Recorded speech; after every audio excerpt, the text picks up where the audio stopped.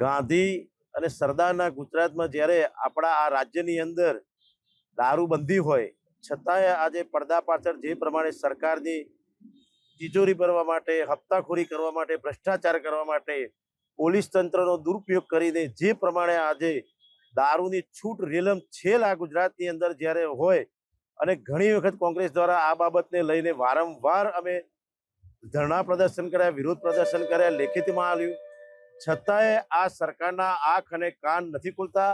અને જ્યારે આ સરકારની નિષ્ફળતાના કારણે આજે ભાવનગરની અંદર 10 થી વધુ લોકો મૃત્યુ પામ્યા, 35 થી 40 જેટલા લોકો હોસ્પિટલ ગંભીર રીતે આજે દાખલ કરેલા છે.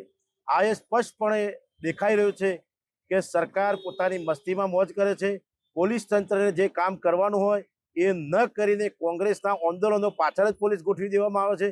પ્રજાના પ્રશ્નો ઉઠાવવાના હોય ત્યારે પોલીસની જે કામગીરી છે, અડ્ડાઓ બંધ કરાવવા, ગુનાખોરી બંધ કરવી, ભ્રષ્ટાચાર બંધ કરો, એની જગ્યાએ સરકારની સુરક્ષામાં, સરકારની પેલી વ્યવસ્થામાં કોંગ્રેસ જ્યારે પ્રજાના પ્રશ્નો ઉઠાવે છે એને પરમિશનો ન આપવી અને એવા જે કાર્યક્રમો કરતા હોય પ્રજાના પ્રશ્નોને એમાં પોલીસ તંત્રનો દુરુપયોગ કરવાનો. જ્યારે જરૂર શું છે કે આવા જે દારૂના દૂષણો હોય, જે અડ્ડાઓ ચાલતા હોય, ગુનાખોરી થતી હોય, ત્યાં સ્પષ્ટપણે આ હોમ ડિપાર્ટમેન્ટની, ગૃહમંત્રીની એક નાકામી સામે આવી છે. અને આજે આ સરકારની ગૂઢ નાકામીને કારણે બિચારા નિર્દોષ લોકો આજે મૃત્યુ પામે છે. એ બાબતને લઈને આજે જિલ્લા કોંગ્રેસ અરવલ્લી આજે મોડાસા 4 રસ્તા ખાતે વિરોધ પ્રદર્શન કરી અને ધરણાનું પ્રદર્શન કરવામાં આવેલ છે. કોંગ્રેસની માગણી છે કે સરકાર આ બાબતને કડક કાયદો બનાવવો જોઈએ.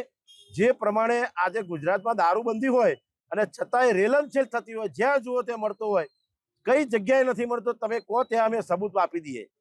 એટલે સરકારની સ્પષ્ટપણે નિષ્ફળતા છે અને હપ્તાખોરીની સિસ્ટમ જે ચાલુ છે એના કારણે આવા નિર્દોષ લોકોનો ભોગ બને છે.